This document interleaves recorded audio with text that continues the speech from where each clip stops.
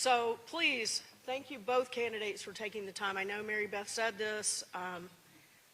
These aren't easy forums, but these are your people. And we're really excited to bring these issues forward and have them have better insights into you and the issues impacting North Las Vegas. And we're looking forward to the conversation today. So Danielle, as I mentioned, won the coin toss. So she gets to go first to introduce herself, and she will receive the first question. So with that, I'll turn it over to you, Danielle, to make your opening remarks. Thank you, Betsy, and thank you all for being here. Thank you to the Chamber and your membership. It is so nice to look out over this audience and see so many friendly faces, people who I've worked with for the last 10 years in the legislature, and even some that I've worked with in the community before serving in the legislature. As Betsy said, I am Danielle Monroe Moreno. I'm running to be your next mayor for the city of North Las Vegas because I believe my city needs leadership that understands how to grow our economy, support businesses, and deliver real results for our working families. My story is one of hard work, of grit, and service. I was adopted out of foster care and raised in a hardworking military family and built my life through service. I spent over 20 years in law enforcement right here in North Las Vegas, where I learned the importance of safety, accountability, teamwork, and how to get stuff done. As a former partner in a small business, I understand what it takes to make payroll, navigate regulations, and create opportunities. In the legislature, I focused on economic development, supporting small businesses, healthcare, and bringing federal dollars back to Nevada, and investing in our workforce and infrastructure to help strengthen our business climate. As chair of Ways and Means Committee, I built consensus across systems. I helped lead our state through recovery from the pandemic, working with representatives at the federal, state, and local levels to stabilize our economy and support businesses through its uncertainty. North Las Vegas is growing. I love this city. It's where I've raised my family, where my grandchildren are going to school and being raised.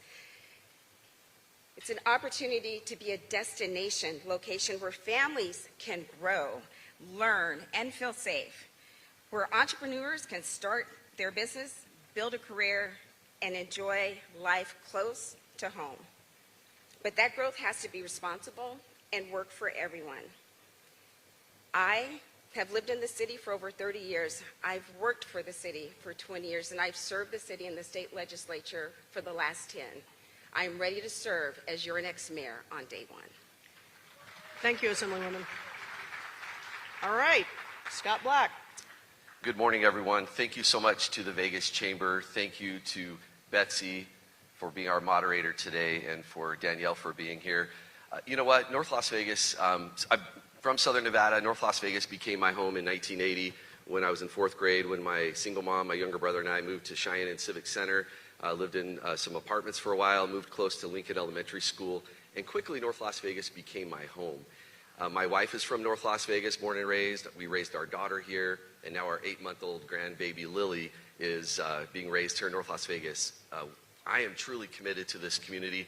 I'm proud of the old North Las Vegas, and I'm truly proud of the North Las Vegas that I've had the privilege of working for and representing since 2017. When I joined the council in 2017, North Las Vegas was in its infancy of its recovery from the fiscal challenges that we had coming out of the Great Recession.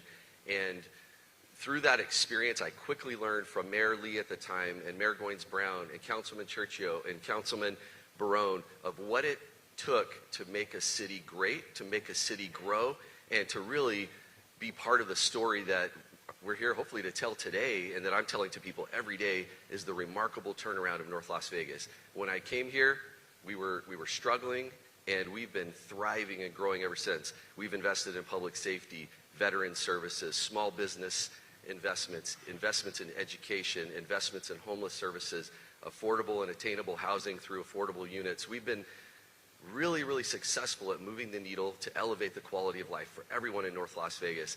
I have tremendous respect for anyone who runs for office. My opponent, Danielle, Assemblywoman Moreno, has served diligently in the legislature. That work is critically important to our state. However, it's 400 miles away from here. They meet every other year. I have been on the ground every day here in the city since 2017, serving as a councilman, as the mayor pro tem since 2022.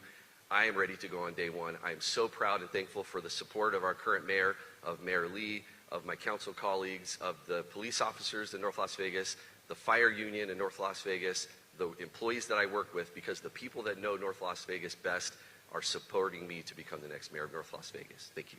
Thank you, Councilman. Thank you both for your opening remarks. So, Assemblywoman, the first question is for you. The city of North Las Vegas has been ranked as the #1 city for opportunity in the nation, with over $1 billion in private annual investment. What specific policies will you implement to ensure this opportunity reaches every neighborhood, particularly those who haven't seen new development in decades?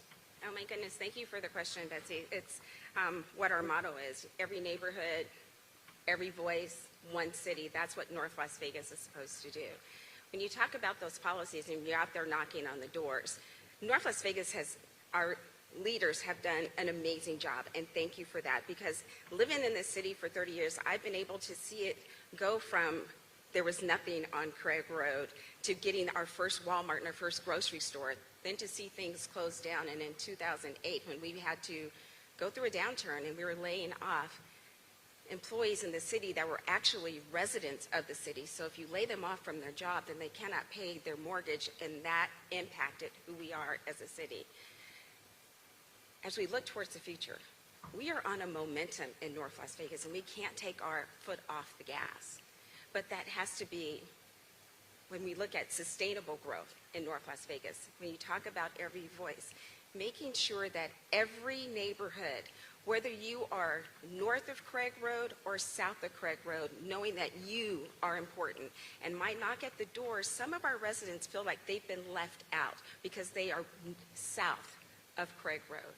It's making sure that what I do now is have those stakeholder meetings so that everyone has a seat at the table and a voice in what we do. But we have an amazing staff in North Las Vegas. That is the asset of what makes North Las Vegas the great city that it is. It's the staff that we work with, and making sure that their staff knows that they are supported. But we can't do anything alone. It is those public-private partnerships that are going to get us to the next phase in our growth and that momentum. But it's setting ourselves up to make it through whatever the next economic downturn is, because we know that there will be one.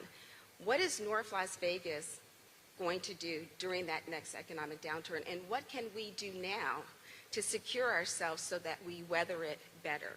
Those were the policies that I'll be working on. Thank you so much. Councilman? Thank you. I agree wholeheartedly with Danielle. We have amazing leadership in North Las Vegas. We have an incredible staff committed to do the work to serve the community.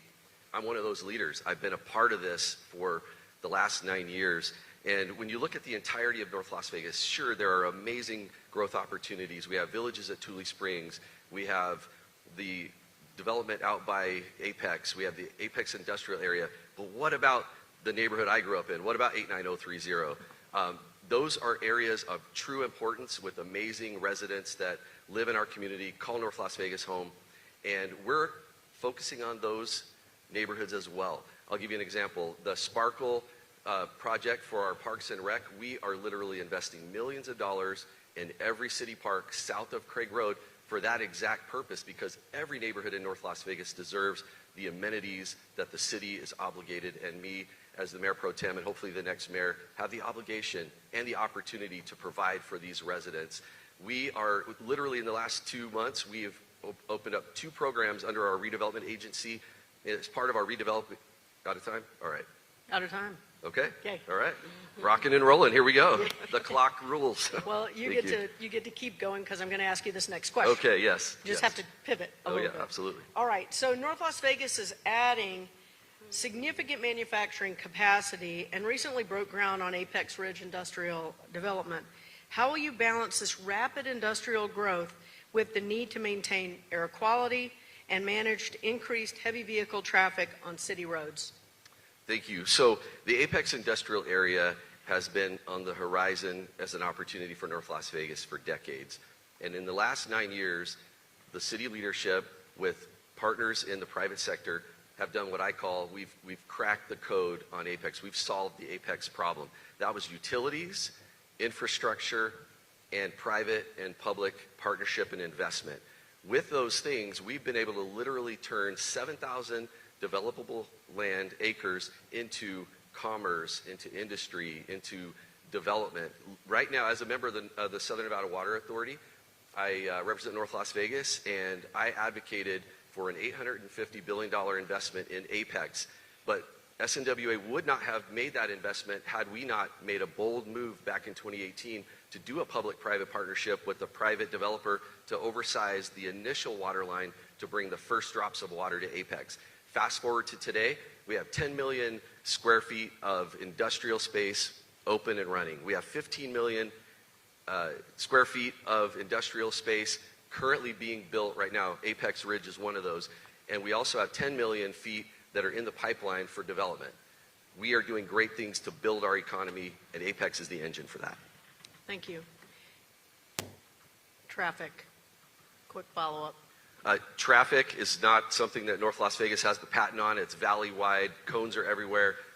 We're going for if you come visit me at City Hall, it's going to be challenging for the next 9 to 12 months because of the repaving of Las Vegas Boulevard. We're making investments to make sure that we have a sound road network for people to come and go from home to work, for commerce, for industry to do what they have to do. We just completed a traffic study for the area of Apex Industrial Park to make sure that we have a cohesive, connected road network that's durable, that can withstand those heavy trucks, to be built to last, because the taxpayers will inherit that. We are not going to accept substandard infrastructure from the private developers. We're all on the same page in that. Thank you. Your response, Assemblywoman. Can you restate the question? Oh, of course. North Las Vegas is adding significant manufacturing capacity and recently broke ground on Apex Ridge Industrial Development. How will you balance this rapid industrial growth with the need to maintain air quality and manage increased heavy vehicle traffic on the city's roads? Thank you for that, and I agree with the traffic. It's everywhere, but I like to say that those orange cones are our state flower, and that means that there's jobs in our communities when we see those cones. So traffic is something we're going to have to live with for a while, but the end result is great, or will be great. Apex. We've talked about Apex for years and the investment that needed to be made in Apex to actually see it grow. So excited to see that investment being made in the utilities that were needed to build out those businesses that are now that we see coming in. But we have to require that the development that goes in, that it's benefits, real benefits for our communities and lasting benefits, that it has jobs for our community. Over the last year, we've seen the unemployment rate in the city of North Las Vegas go from 5.6% to 6.2 or 6.9%. That's not the direction that we need to go in. So as we look to bring in businesses, and those businesses may get tax abatements to come in, because sometimes that's what we have to do to attract those businesses.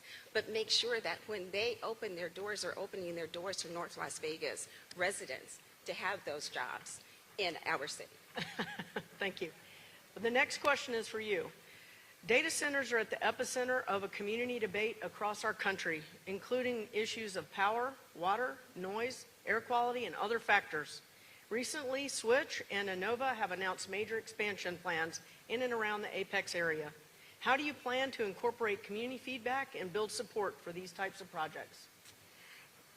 It's having conversations with the residents long before, when we're in the thought process of what we're going to bring in, making sure that they know that, okay, if you look at some of the neighborhoods in North Las Vegas, especially in the southern end of North Las Vegas, we built warehouses around some of our more mature neighborhoods.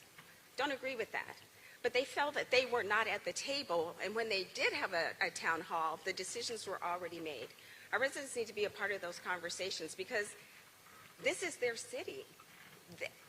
The employees of the city and the residents of the city are our biggest assets. But for our businesses doing business in the city, it's those residents. So having them at the table and having their concerns heard, and making sure, like I said, that those businesses that come in to Apex and Switch is amazing, because they invest in our community, they hire from our community, and those jobs are great paying jobs, but making sure that our children are ready for those jobs. So those workforce training has to be done. So when those businesses come here, we have the skill set with the workforce that can take those jobs on day one when they open their doors. Thank you. So how do you feel about the data center industry? Is it something you would like to continue to attract? You know, the data center industry is the wave of the future. We see it growing in so many communities, but we have to make sure that we make it right for Nevada. Nevada has a water issue. We've done a great job here in Southern Nevada of how we're conserving water, but we have to make sure that whoever comes in, whether it's a data center or anyone else, that we look at how it's going to impact us as for our environment, the workforce that it's going to have. There is a place for data centers. Do we need to fill it up with only data centers in Apex? I don't think so. But I think there is a place for data centers in our community as long as we make sure that they follow the guidelines that we put forth as the mayor and council to make sure that our community is put first in whatever agreement, and we hold that data center to that agreement. Thank you. All right, Councilman, back to you on data centers and its impact on the environment. Absolutely. First, let's go back to Apex Industrial Area, ironically where the data centers will grow and develop. So we talk about job opportunities, employment, gainful employment, living wage. Because of the efforts in Apex and my role on the Southern Nevada Water Authority, we have 1,100 tradesmen and women working today in Apex building the Garnet Valley water system and the return sewer system. They're making an average wage of $80 an hour over all the trades, and this is really something that I'm proud of because this is an opportunity for North Las Vegas residents and people around our valley to have gainful employment. The data center industry is growing and it's evolving. I've visited Nova Data Center's corporate office in Salt Lake City. I've toured their facility, the 275,000 foot space they have in Apex, and then they're growing. You can do it the right way, and they're doing it the right way. They have clean energy that they produce back of meter. They partner with the energy utilities. They have a closed loop system that they do not consume water. We're very selective in North Las Vegas from an economic development standpoint to find the right partners, the right fit that fit our community and that are conservation minded and sustainable. Thank you. So next question is for you, Councilman. Strategic growth often depends on cooperation regarding federal lands. How will you negotiate with federal agencies to ensure land use in and around North Las Vegas aligns with the comprehensive master plan? Thank you. First, I will say we cannot do, nor would we have been able to achieve what we've done without meaningful partnerships with the state, partnerships with the federal delegation, and our best friend and our best partner in North Las Vegas is the BLM. They're overwhelmed with workload. We're not looking for things to do sitting around with not a long list. We work together with the BLM. We've worked together with our federal delegation to do the Apex Technical Corrections Act. That was something that was carved out of the broader lands bill that was targeted specifically at efficiencies of land acquisition, easements, ways to get developers through the process in a quicker and seamless way. That's something that we've done here in North Las Vegas that I think is a model for not only Southern Nevada but the nation to be able to streamline processes, strip away red tape, to get businesses open and operational and employing people. So the Apex Industrial Area with the partnership with the BLM, that's why it's viable. That's why you see the development that's going on out there today because of our partnerships, relationships, and navigating that complex system of the federal government and the bureaucracy that comes along with that. So we have a few more seconds to talk about this. So when a developer comes in and makes an application for a land release with BLM, how do you work with them and or the BLM as it relates to the valuation to ensure that the development is compatible with the surrounding area? So that's a two-pronged approach. Clearly, we need to lay a foundation and a path forward with the BLM for uses, the appropriate uses, affordable housing, carve-outs for municipal services and amenities for the community. For instance, Tule Springs East, the next big opportunity for North Las Vegas with UNLV, about 7,300 acres. So it's just really a concerted effort and intentional coordination to make sure that it's the right development in the right area, and we're succeeding at that. Thank you. Assemblywoman, your thoughts on strategic growth, relationship with federal agencies, and how it works within the city's comprehensive master plan? Well, the work that has been done getting to where we are now, and thank you for those conversations because the city didn't do it alone. Those conversations were both the state involved with the federal government and the city. I've had the pleasure to serve in the legislature representing this city for the last 10 years. But more importantly, I've had the pleasure of building relationships with our federal delegates, not just Nevada's federal delegates, but because of the titles that I hold, delegates throughout the country, because when a vote comes up in Congress, you need everyone voting in your favor. So I have spent the last 10 years building those relationships with our surrounding delegates, as well as our own.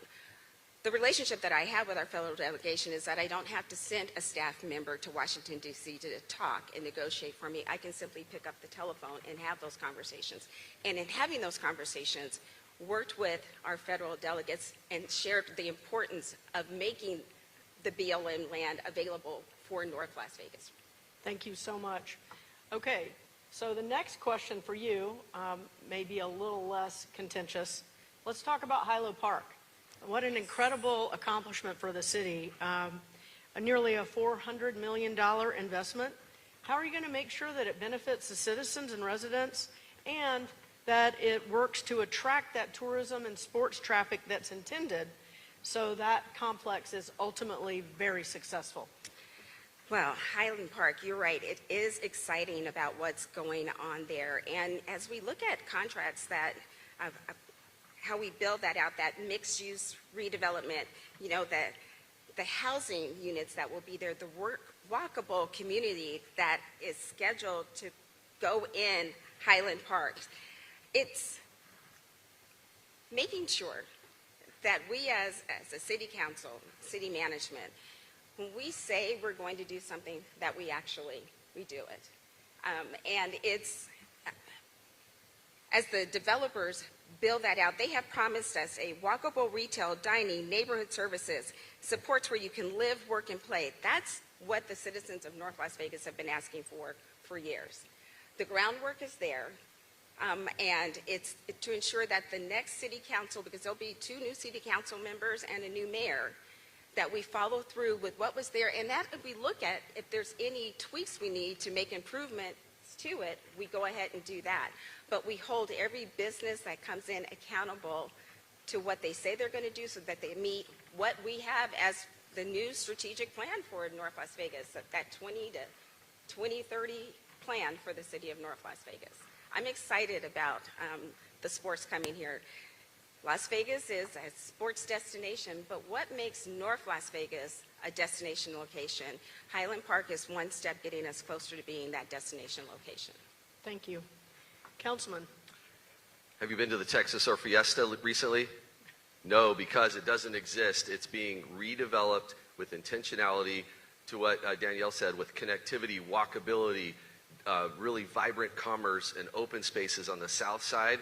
If you drive to the corner of Rancho and Cary and Lake Mead area, you'll see literal development, buildings coming out of the ground, an anchor grocery store, shops, restaurants. That's on the south side, connected to the Lennar homes, approximately 400 home units that will be literally connected to this in a walkable fashion. On the north side, we're breaking ground next month on the sports and entertainment complex aspect of the Hilo Park, but there's way more than Hilo Park going on in North Las Vegas to revitalize and uplift the communities, especially the older parts of town. If you go to the North Las Vegas Gateway, go to City Hall, we are literally building a redevelopment project with our development partners that will transform downtown North Las Vegas. We have NSU coming to our downtown area. We're breaking ground on the 28th of March on that 30,000 square foot facility. Great things are happening in North Las Vegas in addition to Hilo Park, which I'm excited about. Thanks for wrapping it up. You got it. She gave me the stink eye. So, to the next question. So the city bought back the 135 acres, plan a new medical campus, right? How do you ensure that it happens?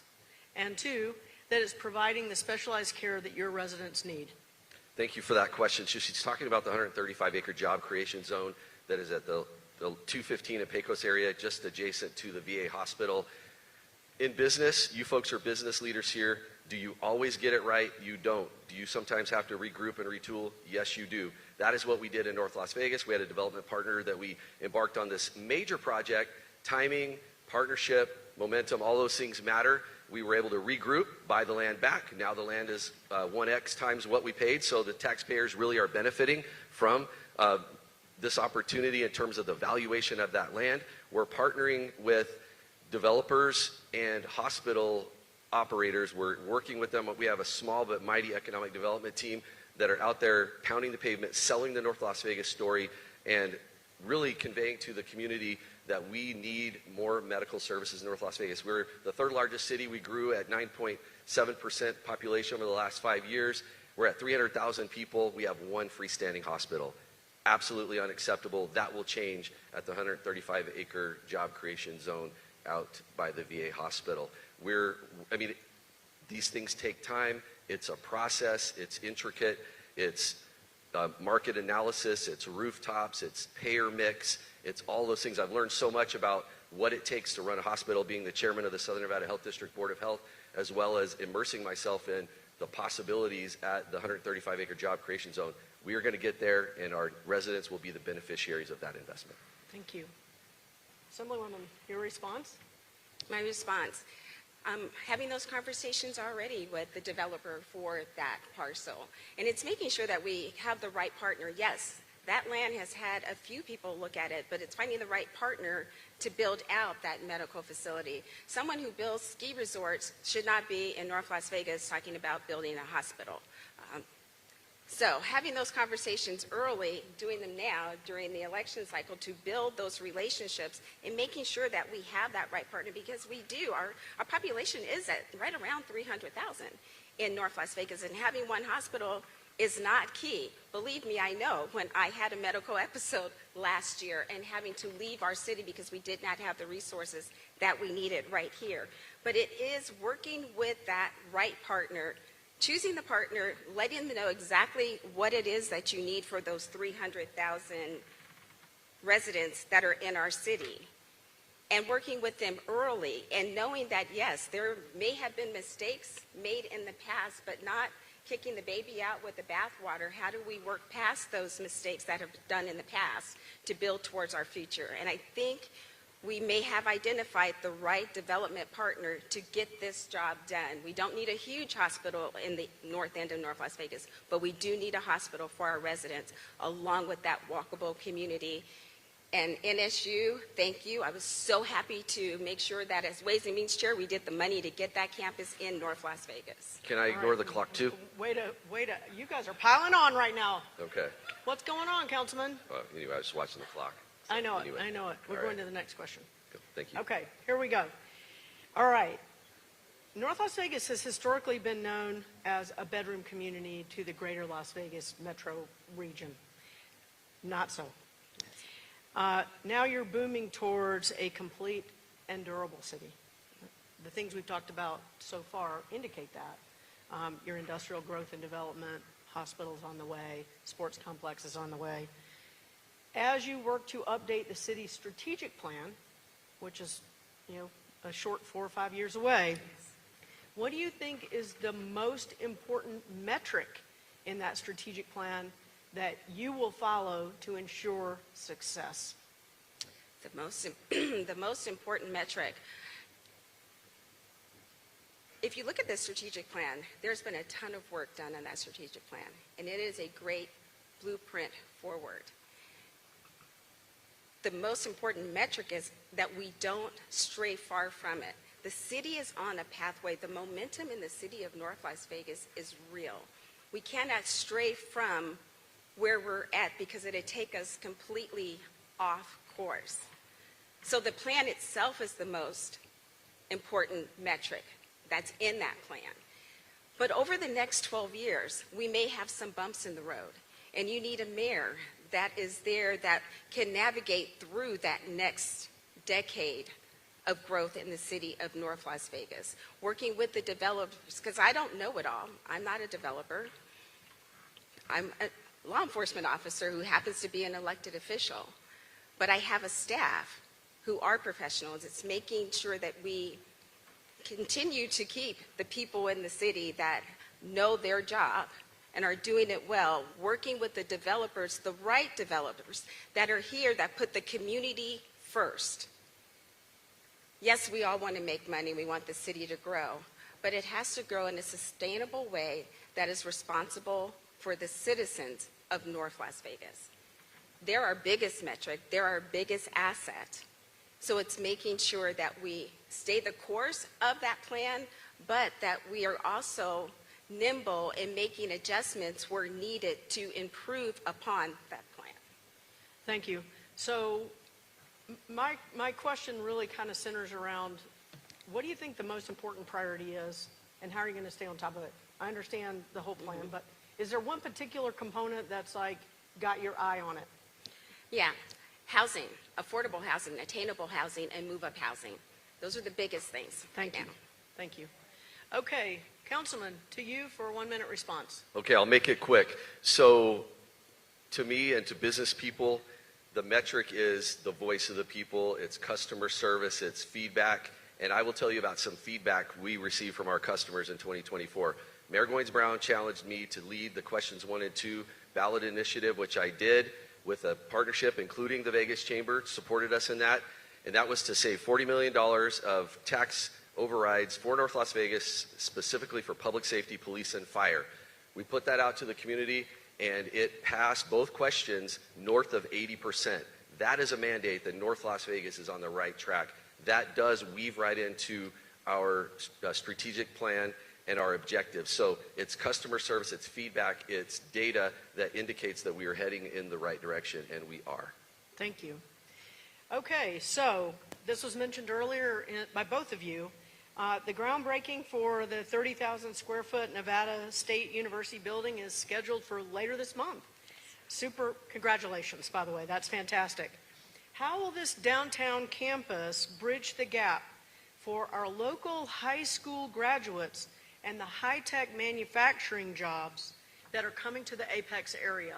Councilman, this one's to you. Thank you. So things don't happen easily, and the fact that we're breaking ground on NSU North Las Vegas on the 28th of March was a lot of work and a lot of effort and a lot of coordination that went into it. I literally remember last September being at the Vegas Chamber fly-in, meeting Amber for the first time, meeting Matt McNair, the new chancellor, for the first time, and literally having conversations in the hallway about what's possible and what's needed in downtown North Las Vegas. And we navigated with the regents, and we looked at the fiscal impacts and could it be done. We've made substantial millions of dollars of investments from our RDA because this is a critical piece to our downtown redevelopment plan.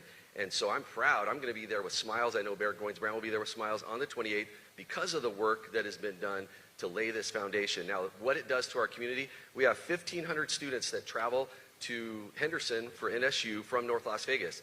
That's a hard thing to do on a given day. Now you add a layer of public transportation to that, perhaps, even harder. These students may still go to Henderson. That's not the idea. The idea is to grow the student population of NSU by creating new opportunities for the downtown residents.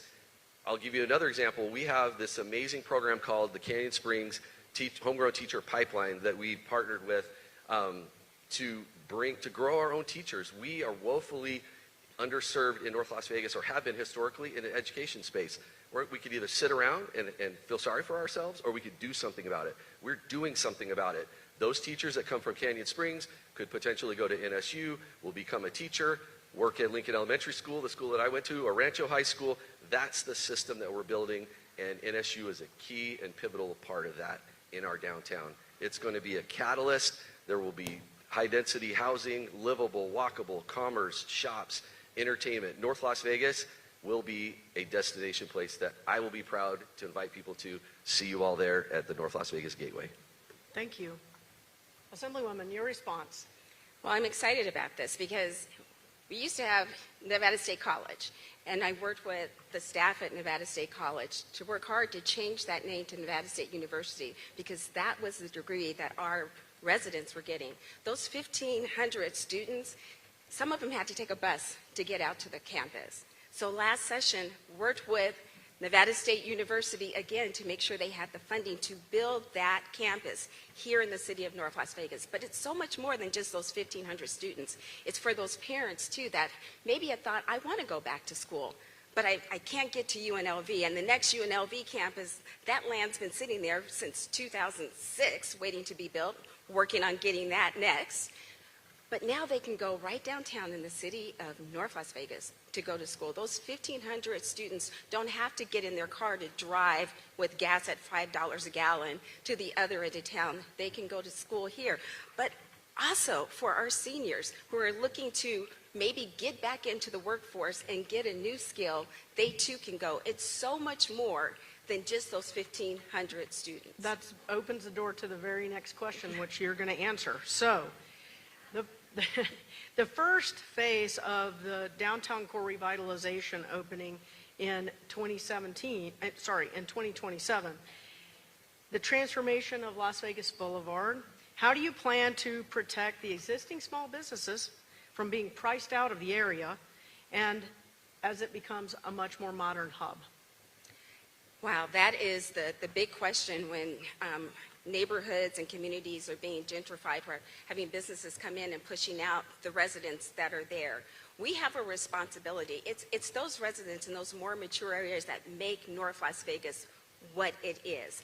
They made the investment for who this city is. We have an obligation. When contracts come before us, when people come before the city council and say, I want to build, it's up to the city council to say, this is what you can build, and this is what we require to build in this city. And it's having the conversations with those residents and those small businesses of who they want around them, because they're as much a part of this decision making as city council. Our job is to be their voice. Our job is to make sure that as the city does grow out, we do not leave them behind, because so many of them felt that they were left behind. So that's the first conversation. What do you want to see in the community? What are the businesses that we're lacking? And for that small business owner, who's that partner that you need to help you grow and be more successful? Thank you. I think our timer got a little bit off kilter. I think AI has taken over today, so thank you Those for data cutting it centers. short. I know, those data centers and all those associated businesses, right? So let's talk about small business protection as you gentrify in the downtown area and make major investments. How do we take care of them, preserve them, and still grow and expand? Does North Las Vegas and its residents deserve a nice downtown? We absolutely do. And what we're doing, we're not just building new buildings downtown and leaving everyone else out of it, or quote unquote leaving people behind. In the last few council meetings, we've adopted unanimously as a council through our RDA investments in small business. If you have a business in the RDA area on Lake Mead, Casa de Uno is a breakfast restaurant. They're taking advantage of the city. You do facade improvements, landscaping, lighting, signs outside to improve your curb appeal, to elevate your business along with the downtown redevelopment efforts of the city. The city will reimburse you up to 50%, up to $90,000. That's an incredible investment in lifting everyone. That's also being extended in another measure that we passed to residential homes. If you have a home within that RDA and the map is on the city website, you can go. You've been wanting to re-landscape your yard and paint your home and give it some curb appeal. People are proud of where they live, regardless of the zip code that they live in. I grew up in 89030. I am proud of that zip code. I lived at 2027. Okay. Can you tell I'm pumped? Can you tell I'm pumped about this? This is exciting. So thank you. But we're going to talk about the Small Business Connector, which is related. It is. Okay? Yes. Thank you. So the Small Business Connector program has served over 1,000 small businesses in North Las Vegas. It's actually recognized as a national leader, one of a kind, because it's combined licensing, lending, and labor resources under one roof. An estimated 75% of those businesses are minority, women, or veteran-owned. How do you take a highly successful program like the Small Business Connector to serve more entrepreneurs and growing diverse small businesses in your community? Aside from more federal funding or private funding and support, how do you find those resources to expand a very impactful, successful program such as this one? Thank you. We are very proud at the City Council of our Small Business Connector, and the Chamber has been a vital partner in that as far as creating visibility for the program. It came out of COVID. Now, COVID was a horrible time, and it was challenging, and we were figuring it out and navigating it as we went. But there were a few byproducts that came out of that where we had an opportunity. We can spend a finite amount of ARPA dollars in our community for one-time expenses, or we can invest them in things that return on the investment. The Small Business Connector is a perfect example of taking those finite dollars and making them grow. A cross-section between the UNLV Small Business Development Center, our economic development team, our business licensing department, and then a small business lending company that has low barriers to access to capital. That is really the engine. I visited, my colleagues have visited many businesses, primarily minority owned, around North Las Vegas that are thriving because of these investments. But then you layer on top of that the workforce component. For the last 9 years, I've been a member of the local elected officials consortium, which is called Workforce Connections. It's a local workforce development board under the Department of Labor. Under the WIOA law, I appoint the 23 members of that board, and we work on workforce development, K through 12, plugging into industries, pre-apprenticeships, opportunities. So if you have a business, you can come to the Small Business Connector and say, I need access to affordable capital. SBA is not helping me. I need access to employees. Workforce Connections. I toured a dress shop on Craig Road recently. The owner was able to expand her inventory and really improve her marketing because Workforce Connections has earn while you learn dollars that come through that pipeline to help this young lady work and have her first job. And so it's mutually beneficial when we take finite resources, align them in strategic ways with the right partners, and the community benefits from that. And I'm very proud of that. Thank you. Assemblywoman, your response. My response, so you said that the businesses are minority-owned, women-owned, veteran-owned businesses. I'm so proud of the work that I was able to do in the legislature. To get a business license, you don't just need your city business license, you also need your state business license. And when you applied for that state business license, what did you get other than a piece of paper? But I was able to pass a bill that if you were a minority-owned, a veteran-owned, or a woman-owned business, if you self-identified, you would get a drop-down of those resources that could help your business grow. Because if you're a small business owner, which I've been a partner in one, you don't have a lot of time to go and research what those resources are to help you expand. This gave that to you automatically. But my work with the Chamber and the Southern Nevada Forum, getting federal dollars back in this state, every session I had a grants bill to make sure that we revamped Nevada's grants management system to make access easier for our small businesses and all businesses in the city of North Las Vegas and the state of Nevada. But it's also making sure that we're also going out and talking to those small businesses. They can't leave their business to come to us. It's taking the resources to them and letting them know the opportunities of partnering with the chamber and the other chamber. Oh, see, actually the mic cut worked. First time. Good job. So I feel like both of you kind of danced. Having been a former city manager, having to manage through the Great Recession, you have to make hard choices. And so I'm going to put you on the spot. If you wanted to expand this and preserve this Small Business Connector, what would you not do at the city to keep that program alive? Councilman? What would I not do? Yeah, what would you cut back on, curtail on? How would you decide? I would not rely on the non-existent continued support from the state or the federal government. So and I'll give you an example. We received, like I said, finite amount of resources, one-time dollars, and we stood up programs like the Dolores Huerta Resource Center, our homeless outreach team, our Veterans Resource Center, our Small Business Connector, with those one-time dollars. So now we have the hard decision to say, can we sustain those? Should we sustain those? Are we helping enough people to justify the use of general funds? We need to be self-reliant. We use those as a one-time opportunity to invest. Now we're reassessing and really trying to determine how can we move the needle with the general fund tax dollars that the residents and businesses of North Las Vegas are counting on us to be good stewards of. That's a hard decision because we're helping in homelessness. We're helping in senior services and behavioral health and resources at the Dolores Huerta. We're helping small businesses. We're helping align veterans that are coming back from service to the community, job opportunities, mental health resources. We're doing all these things that we were not doing before, and we ideally, in a perfect world, would be able to do them all in perpetuity. But we're all business people here. We know we have a finite budget, and we need to be very strategic and judicious about how we use those resources. That's something that I'm concerned about. My partners on the city council and our staff are cognizant of that, and we're going to make the right decision with these precious resources to help as many people as possible, including the Small Business Connector. Thank you.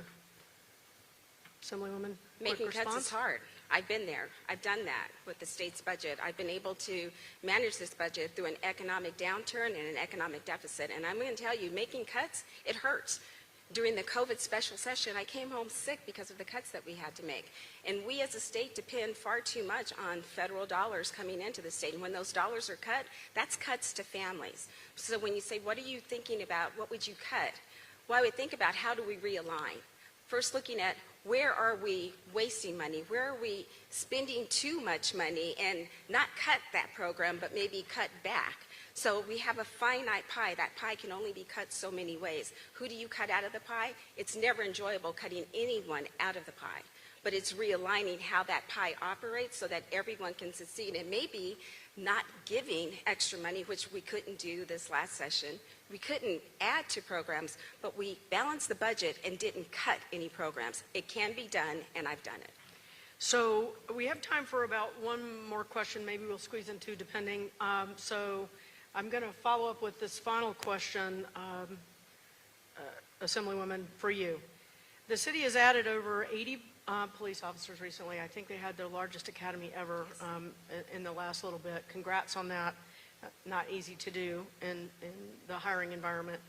The city's focus on law enforcement has resulted in drastic drops in crime across the board. It's really incredible. Congratulations on that. Your fire department times, though, currently exceed your standard. So the standard is an 8-minute dispatch to arrival goal. You're running a bit higher than that right now, although a lot of your other responses in the EMS and fire are fantastic.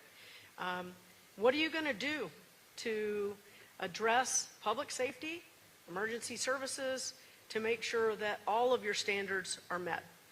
Yeah, during my time at the City of North Las Vegas Police Department, one of my duties was hiring, doing the background investigations, and hiring police officers and employees across the board to work with our city. So I'm excited to see the growth of both our fire department and our police department, because the city itself has grown so much. We've grown over 100% in residents in the city, and making sure that when you pick up the phone and you need help, that those call times are minimized. Looking at that budget, right? Our budget, the general fund budget, is increasing by approximately 7%, but C-tax is remaining flat, right? And that's where we're at when we talk about paying for the services of our fire department. It's going to be a hard call, right? What we do, but it's where we align the next fire station. And if we build that fire station, can we man that fire station with the resources that we have in the general fund? And if we do hire the firemen to man that fire station to bring those call times down, then we are going to have to make some cuts in other areas to pay for that. But I think the residents, and what I've heard at the doors from the residents, they're willing to take cuts in other areas to make sure that they have the services that they need. And that's how we'll have to do it. Thank you. Your response, Councilman. Thank you. If you recall, I mentioned the ballot initiative, question 1 and 2. I took the lead on that. I partnered with the president of the Police Officers Association, the president of the Police Supervisors Association, and the Fire Union 1607. We locked arms and we said this is critical to our community to preserve the $40 million a year that we would be having a tremendously different conversation today if we took a $40 million annual hit. We did not. The neighbors, the voters voted to the tune of 80+% to support these. North Las Vegas public safety is very, very sound and growing. We have our own police academy now. We hired 84 officers last year. We have a police academy in place right now that started on March 23rd that is now the largest police academy. We're opening up in the next 6 to 9 months a fire training center at Martin Luther King and Cheyenne. That is a big deal for public safety. We're partnering with Medic West. We have a really unique strategic program with them to reduce times. I will say this last thing because the timer just stopped. Yep. I am endorsed by the police union. Oh, he lost it. He lost it. Okay. So, I appreciate both of your answers, by the way. I cannot believe neither one of you brought up the new 911 center. That's going to be really incredible for our entire Las Vegas Valley in creating redundancy. So, You get an F on those two, but you did great on your answers. Okay, now, with that, we're done. We're going to wrap up right now. We're going to give each of the candidates a 1-minute closer. Now you cannot talk about the 911 center. It's off limits, okay, because I had to bring it up. Well, you already said it. Okay, so what we're going to do is we're going to ask Danielle to start with the closer for 1 minute, and then we'll follow up with Scott for the final 1 minute, and then I'll make a couple of closing remarks. Sounds good. As you've heard, this race comes down to one simple question: who's ready to lead on day one? And quite frankly, I think we both are ready to lead on day one. We all remember when the city was going through the 2008 recession, through the COVID downturn. The families in North Las Vegas were hit hard. They struggled. And there was a long road to recovery. And we are on that road to recovery. The momentum is there. It took us years, hard work, not just city council, but the citizens of North Las Vegas, the legislature working with the council in North Las Vegas to make sure that we saw our way back. Major projects are underway. New opportunities are taking shape across our city thanks to the collaboration of those leaders. But where we go next really matters. I spent my life here in service, from law enforcement to the legislature, making tough decisions, balancing budgets, and delivering real results. I understand what it takes to protect this city. I understand what it takes to make progress in this city and move the city forward. I'm ready to lead as your next mayor on day one. Thank you. Councilman? We got an F for Fretwell, which means you're awesome. So, you know what? She's right. We both are leaders. I voted for her in the assembly. I would vote for her again if she was on the ballot. I'm here every day doing the job in North Las Vegas. She mentioned build relationships. They've been built. Saying do, not just talk about it. We're doing it. Momentum is real in North Las Vegas. I've been a part of that. Put it this way, you're business people. If you're meeting your goals, you're exceeding your expectations in your business, your revenues are growing, you are efficient, and you have a team of stellar people. What do you do with those people? You promote them. You don't pull out at the pivotal time and replace them with a new team. I'm ready to go on day one. North Las Vegas is my home. I'm proud of North Las Vegas. And that's why it's important for me to realize the value of what I bring to the table. The money, ROI, the residents of North Las Vegas are getting their money's worth from Scott Black. I would like to be the next mayor. I'm hopeful for that. I'm supported by our current mayor and the police union, the fire union, the employees union, because the people that know North Las Vegas the best are supporting me, the most qualified person to become mayor. Thank you very much. Let's give both of our candidates a round of applause, please, for their incredible work to prepare. And thank you so much for attending. We couldn't be here but for our sponsors. Republic Services, Bryant, Jenny, everybody, you guys are the bomb. Thank you. Our gold sponsors, AMR Medic West, Boyd Gaming, who's always here for us, Southwest Gas, and then our silver sponsor, Hightower Hugh. Thank you so much. Listen, this has been an incredible venue. Thank you so much to the cannery, the staff. We hope you all have a fantastic day today and that you walk away from here more informed than the moment you walked in the door. And please, please go vote. Have a great day.